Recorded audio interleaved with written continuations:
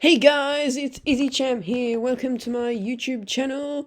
So before we get started, a quick shout out to ASH, HellHades and Nubraids for their content that helped me get this far. And we'll start off with saying what I'm going to be doing. I will be a early to mid-game content creator. If you're late game, you can watch too, of course, but I'll be doing shard pulls, but the info will mainly be for earlier players as it is less advanced and I have not got every champion yet.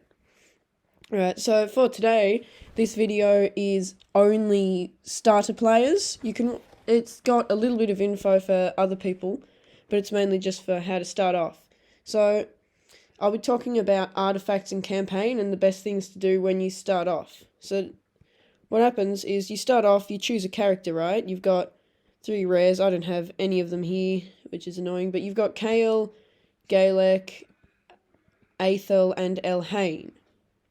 So, Kale is the best one, but it doesn't really matter. The first person and the uncommon should be able to get you all the way through. And then you get a free rare when you complete this stage for the first time. Stage 7, you beat the boss. So, to start off with, just climb as high as you can. The strat is just get as far as you can. You'll be able to do it pretty easily with just 1 or 2 rares at the beginning. By the time you get to around here, you'll need to rank someone up or have the tavern unlocked where you can level people up. And you get artifacts from beating every boss, apart from this one. So you beat him and you get a full set of attack. You beat him and you get a full set of resistance, I'm pretty sure. And you get artifacts from beating all the bosses. And you also get silver and gems along the way if you get enough stars. So then you got to equip your champions with the gear, right? So we'll go to this person. You got your dodgy gear. I've sold all mine. So you get your gear, and it's got its stats, right? So you got your weapon. You've got your helmet. You've got your shield. You've got your gloves. Then you've got your chest plate and your boots. So the top 3, weapons, helmet, and shield, all have flat stats every time. The main stat for shield is defense, main stat for helmet is HP, and main stat for weapon is attack. They're all flat, no percentages. The substats can vary though.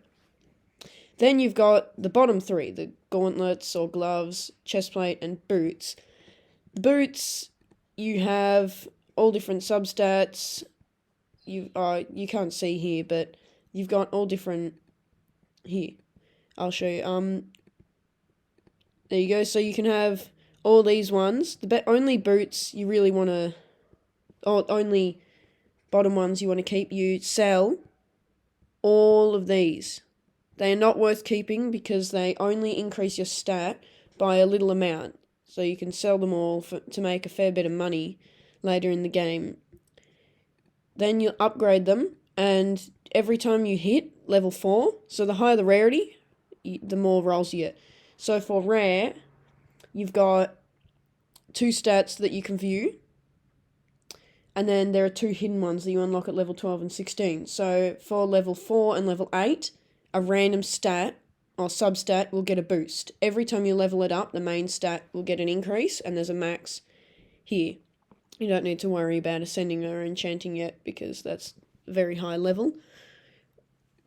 And then, so as it goes up, you got epic. You start off with 3, and then you unlock your last one. So you've got 3 different chances. You can increase, say, you could actually get accuracy twice. I'll just give you a quick example here. I'll get it to level 8.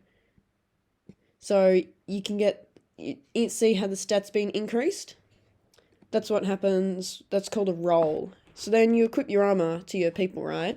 Let's just get a few people, and you've got your dungeons, which I think you unlock at level 9. So you just farm campaign a bit, and then the first thing to do is to climb Dragon's Lair. So you start off with your attacker, right? Your first person is always an attack. Then you've got the sniper and the crusader that you get as part of the game. Then for beating K-Rock, the first level, you get a War Priest, the rare War Priest who is a healer. Oh, here's Kale. So you've got Kale, then the War Priest, who I do not have, and you'll accrue some along the way, random others, and you just beat the dragon who gives you all these artifacts, and the first stage can give you 1 to 2 star, then it goes 1 to 3. So you want to hit, the best stage to hit is 4.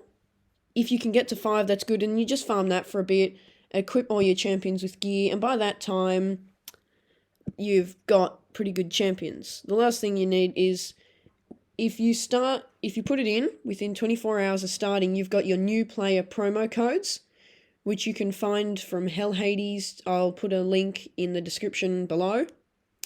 It tells you all the different starter promo codes. You've got, the best one is probably the one that gives you the legendary champion Sun Wukong.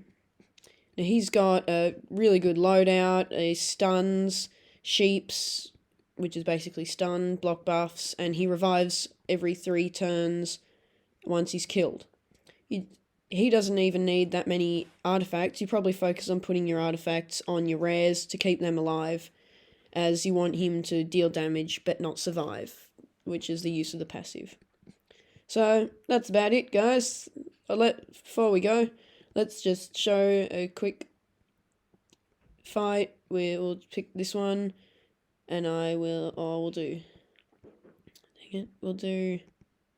stage 5 with some rares. Who will we use? We'll use Paragon and Cold Heart. There we go. So the Paragon and Cold Heart are void rares, so they're a bit harder to get. But they're the top void rares, so if you happen to pop them early on, max them. They're better than some legendaries. You've got the Paragon, who basically can't die if you get him going right, and then you've got Cold Heart, who absolutely smacks against bosses with her enemy max HP base attacks. So as you can see, you're ripping through the waves. These guys, only the Paragon has artifacts. The rest are just, I was using them to level up champions. I thought I'd just give you a quick show. So like you just need a few attack alls, and then you rip through the waves and you just focus on the boss.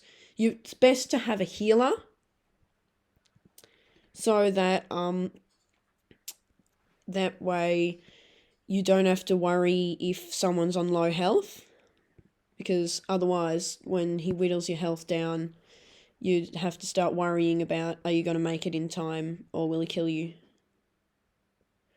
So he's already smacking the boss. It's mainly the Paragon doing the damage, of course, because he has artifacts, but still, the others are doing a bit, and you've got all other skills. Here we go. That's the big one.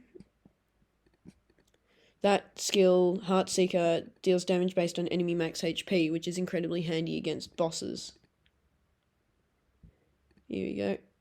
And see, this is a team with no epics. You can easily get an epic by the time by your second day.